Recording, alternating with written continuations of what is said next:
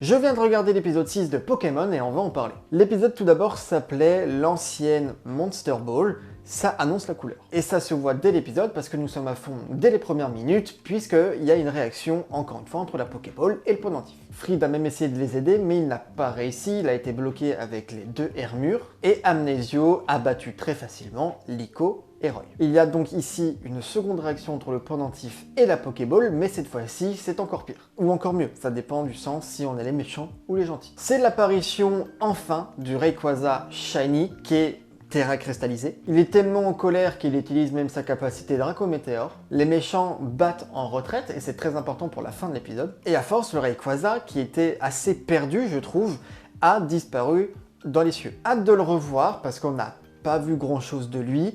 Ils l'ont teasé comme ils ont fait avec Minipagos pour le premier épisode. Je trouve qu'ils dosent très bien les personnages et les Pokémon dans cet animé. Et là, encore une fois, nous voyons le live du Nidotruc. Et quand il parlait du Pokémon légendaire, donc il disait oui, les Pokémon légendaires, on les voit peu, on sait pas trop s'ils existent, nanani nanana. Mon cerveau a tilté et je me suis dit, est-ce que maintenant les films, il n'y a rien à voir avec l'épisode, hein, est-ce que les films aujourd'hui vont avoir lieu avec Sacha ou justement le personnage principal, ça sera Liko maintenant. Parce que les créateurs de l'aventure ont dit que l'aventure justement de Sacha était loin d'être terminée. Donc est-ce qu'ils parlaient des films? En fait pour l'instant on n'a aucune information. Hâte de savoir parce que je pense que ça peut être très sympa de voir Liko dans les films. Un peu plus tard dans l'épisode, on apprend d'ailleurs que le Rayquaza était sympa et en fait était capturé par l'ancien aventurier. J'ai vraiment envie d'apprendre tout ce qu'il y a autour de l'histoire de l'aventurier. Quand ils vont faire des épisodes centrés là-dessus, je pense que ça sera la meilleure chose au monde. Il y a un petit passage très chaud, encore une fois, entre Chochodile et Dracofeu, où Dracofeu a déjà compris que Chochodile veut être avec Roy. Il lui donne la Pokéball que l'on retrouve ensuite entre Roy et justement Chochodile. Les deux sont enfin partenaires et ils chantent même un peu leur victoire. Il y a tout un passage aussi émouvant avec son grand-père qui lui dit que justement il savait très bien qu'il allait lui demander ça et qu'il lui a déjà préparé les bagages. Roy annonce que son rêve c'est de capturer Rayquaza et d'apprendre les choses sur les Pokémon légendaires. Et en même temps il dit le rêve de Chochodile qu'il voudrait être aussi beau et aussi classe que Dracofeu. Je vous avoue que Flamigator, du coup, ils nous ont clairement teasé qu'un jour on le verra.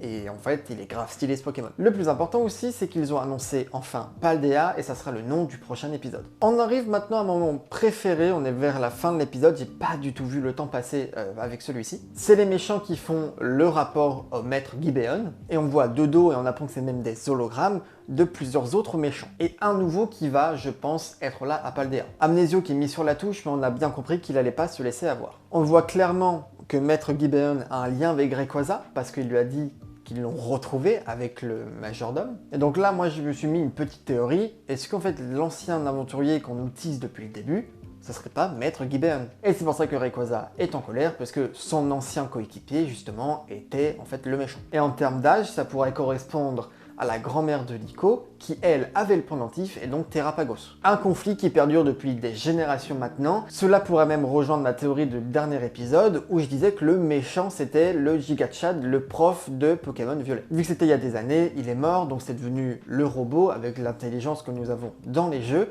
Et de l'autre côté, nous avons en fait la grand-mère de Liko. J'avoue que la théorie que j'ai pour le moment, je l'adore. J'aimerais tellement que ça soit ça pourrait être stylé. Et on va en savoir beaucoup dans les prochains épisodes, je pense, parce que là, c'est la vraie cassure avec Sacha, puisqu'il quitte Kanto. J'espère que cet épisode vous a plu et que ma vidéo également. Je vous dis à très vite, que ça soit sur TikTok ou sur YouTube, et n'hésitez pas à vous abonner pour plus de contenu. Allez, moi je vous laisse, et comme vous voyez derrière moi, je vais jouer à Zelda.